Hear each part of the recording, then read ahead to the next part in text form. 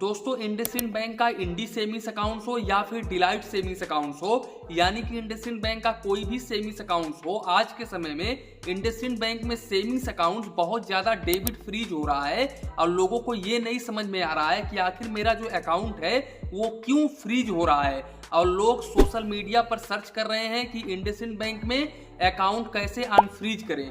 तो यहाँ पर काफी सारे लोगों का सुझाव आता है, यानी कि काफी सारे लोग यहाँ पर जो फाइनेंशियल एडवाइजर हैं वो बताते हैं कि आप कस्टमर केयर पर कॉल करके अपना जो अकाउंट है वो अनफ्रीज करवा सकते हो। इसके साथ साथ आप इंडसइंड बैंक के ऑफिशियल मेल पर मेल करके अपना जो अकाउंट है वो अनफ्रीज करवा सकते हो। लेकिन दोस्तों ऐसा बिल्कुल भी नहीं है।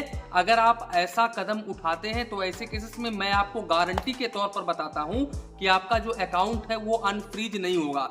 सबसे पहले हम इस वीडियो में ये डिस्कस कर लेते हैं कि आपका अकाउंट क्यों फ्रीज होता है, और अगर फ्रीज होता है तो इसका जो रियलिटी सच्चाई है, जो सोल्यूशन है वो क्या है। यहाँ पर बिल्कुल आपको स्क्रीनशॉट के साथ में मैं आपको दिखाऊंगा, तो वीडियो को बिल्कुल भी स्किप मत करिएगा। तो दोस्तों कारण नंबर 1, ओवरड्यू पेमेंट की वजह से इंडसइंड बैंक में आपका जो अकाउंट है वो फ्रीज हो जाता है। मतलब आपने कोई भी लोन लिया है इंडसइंड बैंक में, जैसे कि कार लोन हुआ, होम लोन हुआ, पर्सनल लोन हुआ, यानी कि कोई भी लोन हो सकता है, और आप उस लोन को चुका नहीं पा रहे हो, ओवरड्यू कर रहे हो, तो ऐसे केसेस में इंडसइंड बैंक क्या करता है, आपके सेविंग्स अकाउंट्स को फ्रीज कर देता है। और जब आप इस ओवरड्यू पेमेंट को क्लियर करते हो, यानी कि ओवरड्यू पेमेंट को आप पेड करते हो, तब आपका जो अकाउंट है वो ऑटोमेटिकली अनफ्रीज हो जाता है। तो यहाँ पर अगर आपका जो अकाउंट है वो ओवरड्यू पेमेंट की वजह से फ्रीज हुआ है, तो ऐसे केसेस में आप ओवरड्यू पेमेंट पेड कर दीजिए, आपका जो अकाउंट है वो अनफ्रीज हो जाएगा। अब देखो दूसरा कारण, सस्पेक्टेड फ्रॉड की वजह से आपका जो अकाउंट है वो फ्रीज किया जाता है,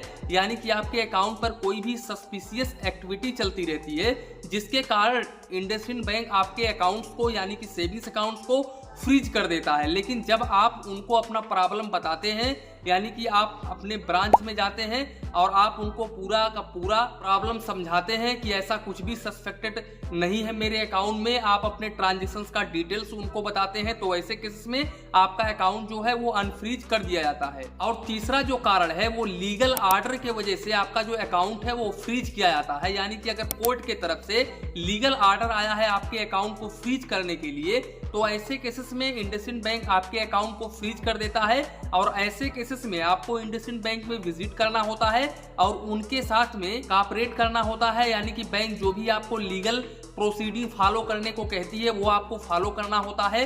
और अगर आप ऐसा करते हैं और आप सही मायने में सही हैं, गलत नहीं है, तो ऐसे केसेस में आपका जो अकाउंट है वो इंडसइंड बैंक अनफ्रीज कर देता है कोर्ट के आदेश के ऊपर। और चौथा जो कारण है वो है आइडेंटिटी वेरिफिकेशन। जैसे कि मान लो आप इंडसइंड बैंक में ऑनलाइन सेविंग्स अकाउंट ओपन करवा रहे हो, अब यहाँ पर आपका जो अकाउंट है वो ओपन हो गया है, लेकिन किसी कारणवश इंडसइंड बैंक में एरर होने की वजह से आपका जो आइडेंटिटी है वो वेरीफाई नहीं हो पाया, या फिर आपका आइडेंटिटी ही गलत है और यहाँ पर इंडसइंड बैंक आपके आइडेंटिटी को वेरीफाई नहीं कर पा रहा है, तो ऐसे केसेस में इंडसइंड बैंक आपके अकाउंट को फ्रीज कर देता है। लेकिन जब आप ब्रांच में जाते हो और उनको अपना आइडेंटिटी प्रूफ देते हो, फुल एड्रेस वेरिफिकेशन करवाते हो, तो ऐसे केसेस में आपका जो अकाउंट है वो अनफ्रीज कर दिया जाता है और आप अपने पूरे के पूरे बैलेंस को निकाल सकते हैं। और पांचवा जो कारण है वो ये है अनपेड टैक्स, यानी कि अगर आप टैक्स पेड नहीं करते हैं टाइम टू टाइम, तो ऐसे केसेस में इंडसइंड बैंक आपके अकाउंट को फ्रीज कर देता है। और जब भी आप